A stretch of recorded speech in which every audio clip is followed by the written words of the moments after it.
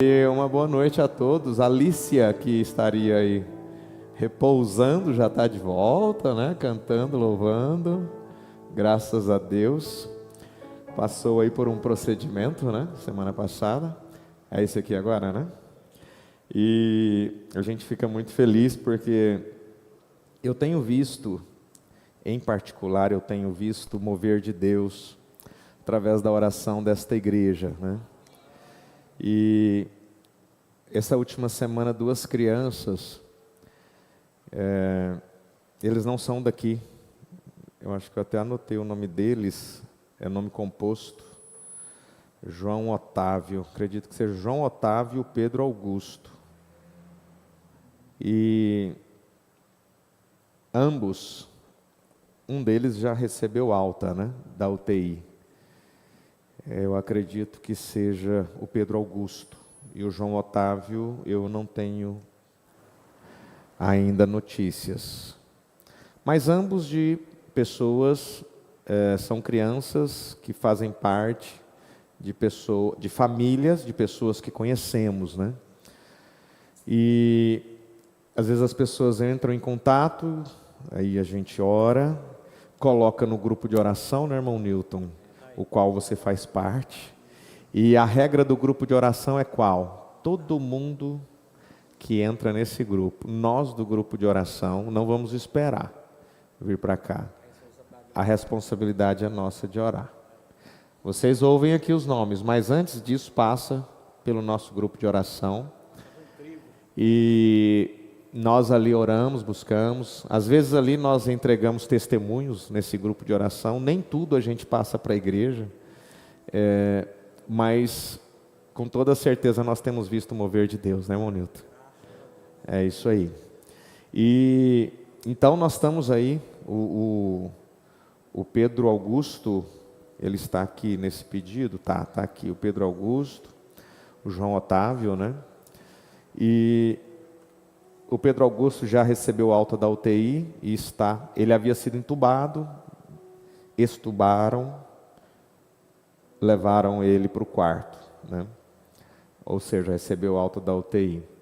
E nós temos visto o mover de Deus, às vezes, nas impossibilidades, naquilo que realmente para o homem é impossível, né? Nós temos visto isso. E não só na questão da saúde, nós temos visto causas judiciais improváveis. Nós temos visto Deus mover em situações diversas. E isso parece que vai deixando a nossa fé mais ancorada, vai levando os nossos pensamentos para mais próximo do trono da graça, sabendo que alcançamos esta misericórdia e graça em tempo oportuno, não fora de tempo, conforme diz Hebreus 4.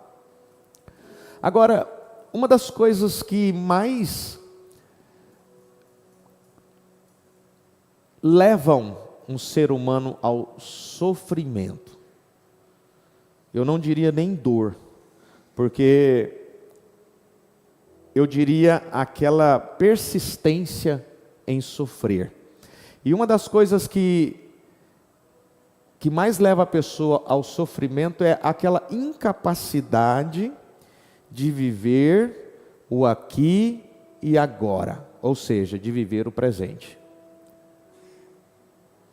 Sabe, tem um monte de gente que já não está vivendo dezembro mais. Ele está se programando para o Natal, ou para o Ano Novo, para a virada de ano, ou então ele está se programando para janeiro, como é que vai ser os estudos, o trabalho, como é que vai ser a programação, a nova academia, o novo estilo de trabalho e tudo, quantos quilos a menos no ano que vem. Então, assim, a incapacidade de viver o aqui e agora tem sido a raiz de muito sofrimento. E Deus pede para nós que nós vivamos o presente. Ele não quer que você viva o Natal no dia, que dia é hoje? 17. Ele não quer você degustando o pernil, ou uvas, como é que é o nome da uvinha? Não, a uvinha mesmo para valer, Niágaras. Ou como será o aniversário?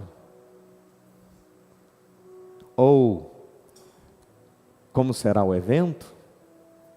Deus nos chama a atenção para que nós possamos viver o presente. Por quê? Porque às vezes a tentação, quando nós vemos Tiago falando sobre tentação, a gente fica assim, mas que tentação? Você olha ali uma mesa repleta de doces, você não pode comer doces, aí você fala o quê? Que tentação! Aí Tiago vem e fala que a tentação vem de quê? É o diabo que botou aquilo ali? Eu conheço um que pediu uma limonada num restaurante, e eu acredito que o local, não sei se era no Nordeste ou se era no Sul, não sei aonde. Eu sei que o local era muito próprio, aquela limonada vir com álcool, né, a famosa caipirinha, né? Então quando pedia limonada, trazia, né? Eu não sei se era também, se o garçom entendeu que aquela pessoa era adepta, né, a caipirinha também. Então, quando ele recebe aquela dose ali de limonada, né, suposta limonada, e dá aquele gole, né, vontade de saborear aquela limonada, de repente ele olha para aquilo, dá aquele gole, volta. Aí ele fala assim, só pode ser obra de Satanás. Não vou imitar a fala não, vocês vão saber quem é. Mas, na verdade, quando a gente pensa assim, será que essa tentação vem de onde? A palavra de Deus nos diz que a tentação, ela vem dos nossos maus desejos. Vai chegar um momento que talvez você entenda que a cura vem de dentro de você. A doença, ela nasce de um mau desejo, de um exagero, de uma falta de controle, de um apetite desordenado. Quando eu falo apetite, não pense apenas em comida. Tem apetites desordenados que têm matado, que têm levado pessoas à morte espiritual e até física, e aquele apetite não tem nada a ver com comida. É por algo que está somando, criando patamares na vida daquela pessoa, ao ponto de talvez ela não conseguir mais voltar atrás. Aí você fala assim, tá, qual que é o momento que eu não consigo voltar atrás? Falando da vida espiritual. Ah, pastor, o que é blasfêmia? Né? Porque a blasfêmia é o único pecado que não é passivo de perdão, é ou não é? A blasfêmia, né? Aí as pessoas falam assim, mas quando que eu sei que eu blasfemei? Se alguém se pergunta se já blasfemou e dentro de si tem um temor de ter feito algo que tenha excedido o limite da misericórdia de Deus, só da pessoa chegar nesse estado de temer, ter excedido a misericórdia de Deus, significa que talvez, muito provavelmente, você não blasfemou. Porque a blasfêmia leva a pessoa ao erro constante, frequente, e aquela pessoa em momento nenhum ela vai sentir o desejo de reconciliar, de voltar, ou de reconhecer que errou. Por quê? Porque o Espírito Santo já não permite, já não traz mais ao coração daquele pecador, daquela pecadora, daquele ímpio, o desejo de arrependimento. Então, por isso que a blasfêmia, ela é um pecado não passivo de perdão, ou seja, é o único pecado que não tem perdão. Significa que não é que a pessoa vai ali buscar perdão, se arrepender, é porque o Espírito Santo tira daquela pessoa todo o desejo e anseio de se arrepender. Por isso que não tem mais perdão. Então, enquanto existe um anseio, um desejo, uma busca por arrependimento, então significa que existe sim perdão. Tem um homem, um teólogo, é Agostinho. Agostinho, ele viveu no século IV, e ele foi um dos homens que teve 2 momentos de vida. Ele teve o primeiro momento de vida que ele viveu uma vida boêmica, né? Ele viveu uma vida regada pelos prazeres da carne, né? Vamos dizer assim, e bem longe de Deus. Alguém aqui conhece a história de Agostinho? Confissões. Meu pai leu Confissões, hein, gente? Esse homem está culto. Foi Confissões, né? Na verdade, o senhor leu um trecho só de Confissões.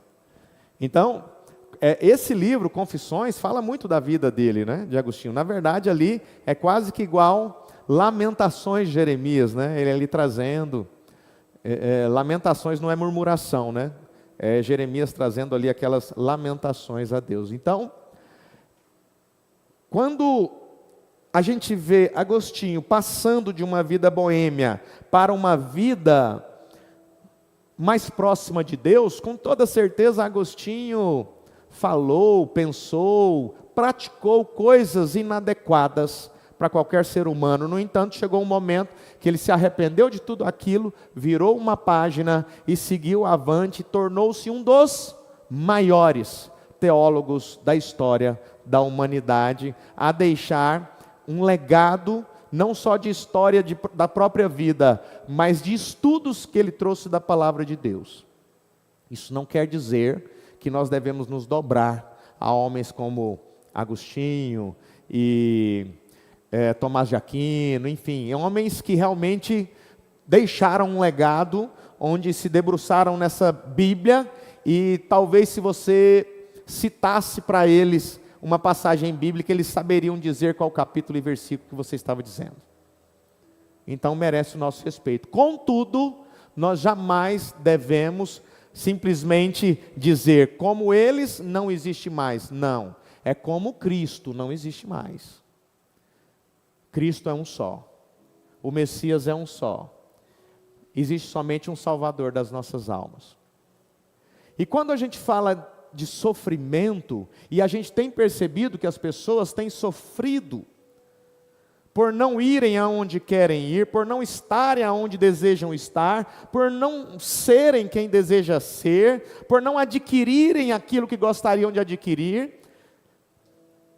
Qual que é a régua, qual que é o limite de aquisição? Qual que é o limite de ir e vir, de ser? Qual que é o limite? Bom, o limite está sendo traçado aí nas redes sociais, na televisão, na internet, e as pessoas que não têm aquilo que o limite está sendo traçado pela própria humanidade, começa a se entristecer, porque não tem aquilo que o outro tem, não foi aonde o outro foi, não é aquilo que o outro é, e aí olha tudo aquilo e começa a desejar algo, desejar mais, desejar, e às vezes esse desejo, olhando para o passado, para o sofrimento do passado, prevendo um futuro melhor, às vezes não permite que esta pessoa viva o presente. E a raiz do sofrimento tem sido essa incapacidade de viver o presente. De viver essa quarta-feira. De viver esse culto de oração. E hoje eu vi uma cena muito interessante. O fogo estava lambendo uma plantação. Acabando com uma plantação, já no tempo da colheita. E para evitar que aquele fogo realmente exterminasse toda a plantação, um trator veio, simplesmente abrindo um espaço, destruindo uma parte da plantação, acabando com uma parte da plantação, para que aquele fogo chegasse até ali e não avançasse para o restante da plantação. Ou seja, às vezes nós não podemos ficar muito preocupados com aquilo que já queimou, com aquilo que já está perdido, com aquilo que já foi, não tem jeito, não adianta mais. O que nós temos que fazer às vezes é zelar por aquilo que ainda está em nossas mãos. E às vezes nós ficamos chorando, olha, já acabou com mais da metade. E é perigoso acabar com todo o restante. Em vez disso, o que eu faço? Eu me coloco a agir e eu simplesmente abro ali, eu realmente perco aquela parte toda daqueles grãos, mas sabendo que aquele fogo dali não passa. Eu já perdi mais da metade, mas aquele restante eu vou proteger. Então, um pouco de força que você tem, se às vezes você diz, as forças estão quase se esvaindo, as forças que já foram, deixa para lá. Cuide daquelas que ainda está no seu poder. Cuide das coisas que ainda está nas suas mãos, que você pode resolver. Aquilo que você não pode, entregue para Deus. Aquilo que já, como o ditado diz, o leite derramou, vai chorar o resto da vida? Vai reclamar para o resto da vida?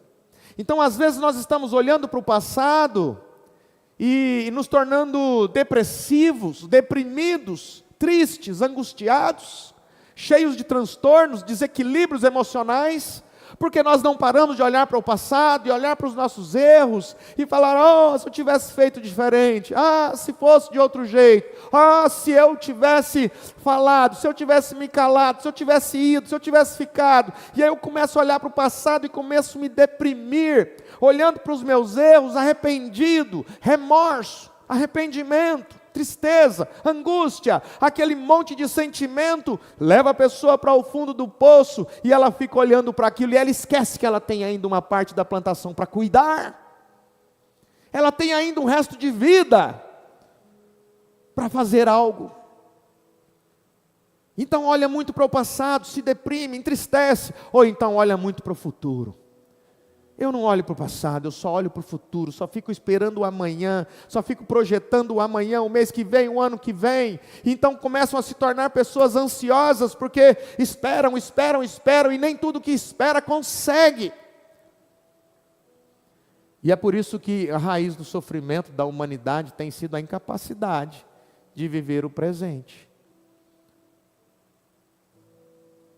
Às vezes a pessoa está na aula, mas está no mercado fazendo compra. Está no culto no domingo, mas está no outro dia lá, às vezes batendo ponto, programando a fala que vai falar para o patrão, treinando o que vai ser falado às vezes na escola, no trabalho, em casa, para o marido, para a esposa. E quando chega aquele momento lá de viver aquele momento que estava sendo programado, já está vivendo um próximo momento. E isso vai gerando sofrimento. O passado gera depressão, o futuro gera ansiedade demais. E o próprio Agostinho disse, é esse eterno presente que Deus nos criou para viver. E a palavra de Deus nos diz em Salmo 37, confie no Senhor e faça o bem, verso 3. Assim você habitará na terra. Você acha que terra é essa? Que terra é essa que você vai habitar? Porque essa terra você já habita. O apóstolo Pedro diz que essa terra está sendo preparada para ser purificada. Se essa terra está sendo preparada para ser purificada, é para quem? Para quem confia no Senhor e faz o bem. Para os justos. Assim você habitará na terra e desfrutará segurança. Não existe governo nenhum que consiga trazer a segurança prometida por Deus. Deleite-se no Senhor e Ele atenderá aos desejos do seu coração. Os desejos do seu coração serão atendidos. Quando? A partir do momento que você entrega-se, deleita-se, descansa, vive o presente e para de sofrer a ansiedade do futuro e a tristeza do passado. Salva a plantação que ainda resta. Salva o que ficou para você cuidar. Se é um luto, chegou a hora de encerrar o ciclo desse luto. Tem pessoas que precisam de você. Tem pessoas que necessitam de você inteiro, de você inteira. Seja qual for, que luto seja esse, chegou a hora de encerrar esse luto. Chegou a hora de parar de ficar olhando para esse fogo, queimando toda essa plantação que é a sua vida, e olhar que ainda existe um pouco de plantação para ser cuidada, zelada. É uma tristeza de uma decepção. Chegou a hora de você olhar para as promessas de Deus e deleitar-se no Senhor, e Ele atenderá os desejos do seu coração. Mas os maus desejos vêm causando tentações. Tentações vêm através dos maus desejos. Tiago 1, verso 3. E o verso 5 de Salmo 37, entregue o seu caminho ao Senhor. Você não tem que ser ansioso pelo futuro, mas entregar ao Senhor, confiar nele, e Ele tudo fará. Ele deixará claro como a alvorada que você é justo. Eu preciso provar a minha justiça. Ele vai deixar claro. E como o sol do meio-dia, Ele vai provar que você é inocente. Eu preciso provar minha inocência. Deus vai provar a sua inocência. Deus prova a sua justiça.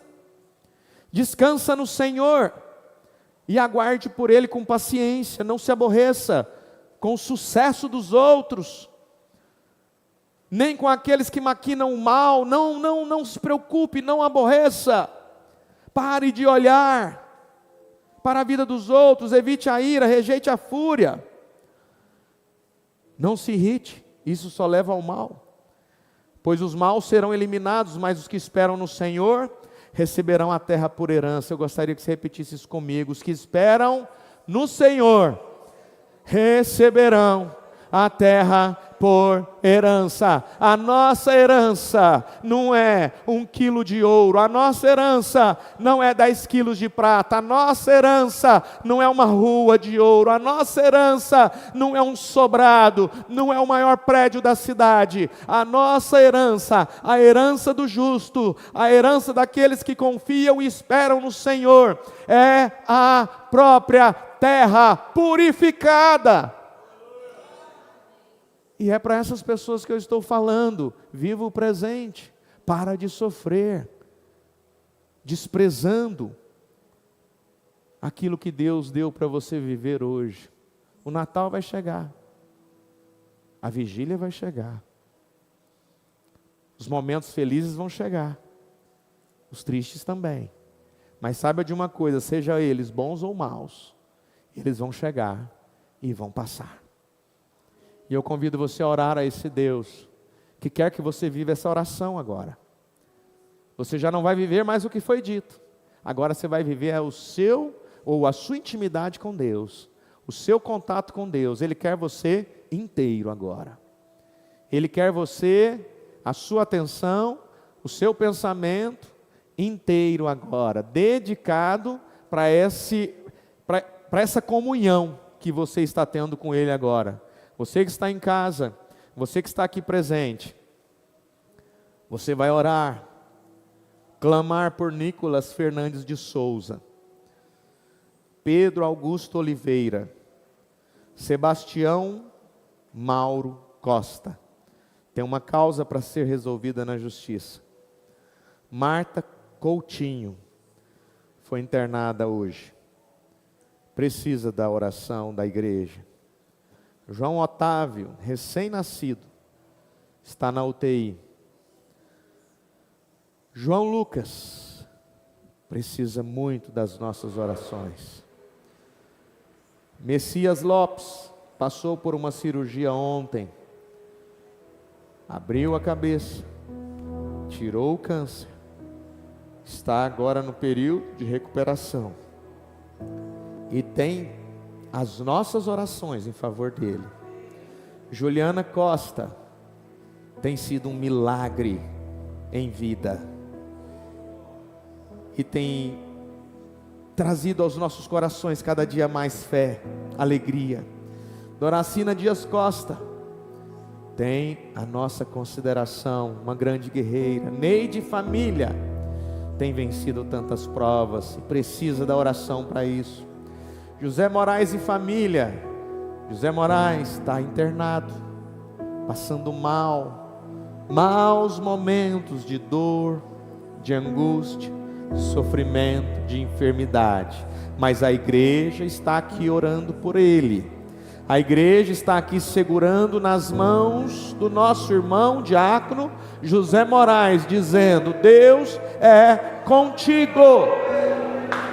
Líbia Flauzino, não existe mal, não existe abismo tão profundo, irmã Líbia, que ele não possa descer e dizer: vem aqui, minha irmã, levante esta cabeça, tenha saúde, tenha vigor, glorifique a Deus. Cícera Maria Lucena, Deus é contigo, Deus é contigo. Zélia Lúcia Lucena, Deus tem estado operando maravilhas. Ele operou, Ele está operando, Ele continuará operando, porque o nosso Deus é um Deus de milagres, o nosso Deus é um Deus de vitórias, o nosso Deus é o Deus que abre o mar, é o Deus que faz o povo passar em terra seca.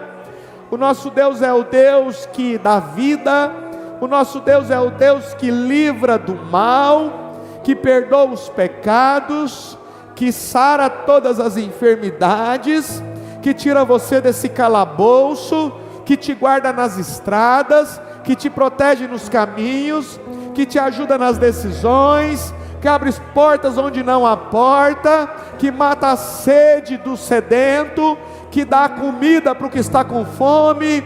Este é o nosso Deus, e tudo isso, ou a maior parte daquilo que Deus faz, é através de um enviado, é através de um servo, é através de alguém que abre o seu coração para fazer aquilo que Deus quer fazer por alguém. E você tem feito, você tem orado, você tem buscado a Deus nas suas orações, você tem ajudado as pessoas através da sua oração de intercessão, através do seu dom de curar, através do seu dom de fé, através do seu dom de operação de milagres, através do seu dom de profecia, através do seu dom de servir, através do seu dom de administrar, através do seu dom de generosidade, através do seu dom da oração. E isso tem sido em favor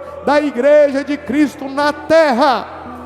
Não há nada que possa parar na frente de um cristão sincero e verdadeiro, que cumpre as promessas do Pai. Não há nada que possa parar na sua frente. Não há nada que possa estar diante de você, que possa ser maior do que o Deus que você tem, do que o Rei dos Reis, do que aquele que veio e que tem todo o poder nos céus e na terra, aquele que é maior do que todos os reis desta terra, aquele que disse para você: se você orar pedindo ao Pai Celestial em meu nome, disse o Senhor Jesus Cristo, e você crer que você terá aquilo que você pede, você receberá. Por quê? Porque um cristão que espera no Senhor, que deleita-se no Senhor, não vai fazer maus pedidos ao Pai.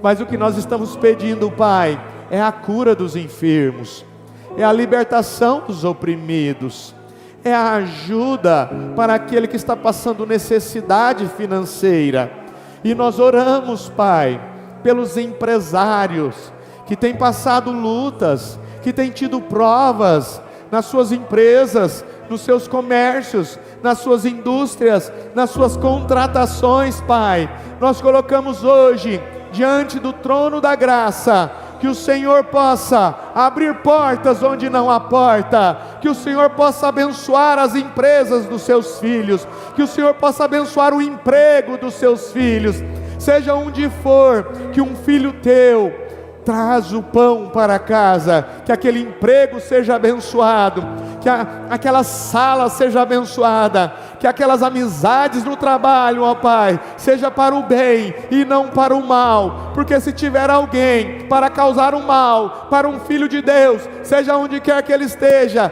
que esta pessoa seja tirada da frente deste filho de Deus, porque um filho de Deus não vai parar, um filho de Deus não vai retroceder, um filho de Deus não vai ser prejudicado por ninguém. Por isso, Pai, pedimos, ou o Senhor mude essa pessoa, ou o Senhor tire ela da frente.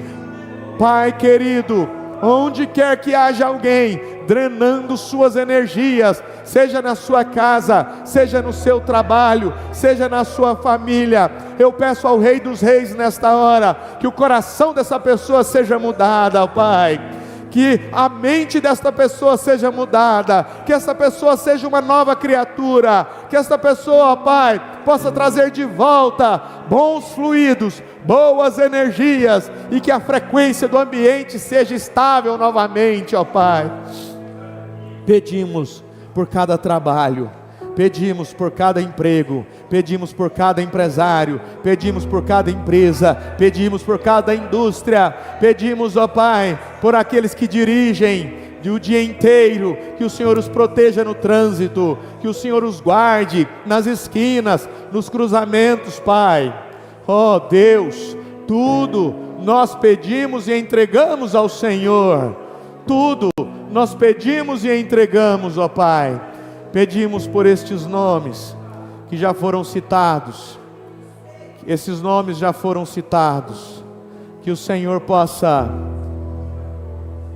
trazer de volta a saúde, trazer de volta o alento, trazer de volta a graça de estarem em família, trazerem de volta, ó Pai, aquilo que os teus filhos precisam. Ó Pai, nós precisamos tanto do Senhor, precisamos tanto da tua graça, precisamos tanto do teu poder. Ajuda-nos a vencer todos os dias, dá-nos forças para continuar, dá-nos ânimo para prosseguir, coragem para estarmos sempre diante do Senhor. Ajuda-nos, Senhor, ajuda, Pai, esta igreja. Estamos finalizando um ano e queremos, ó Pai, celebrar esta vitória juntos, unidos em Cristo, para que possamos ter mais um ano com estas bênçãos que já tivemos neste, mas muitas outras centenas ou milhares de bênçãos que Deus nos trouxeram, ó Pai, em nome do Senhor e Salvador Jesus Cristo. Louvado seja Deus.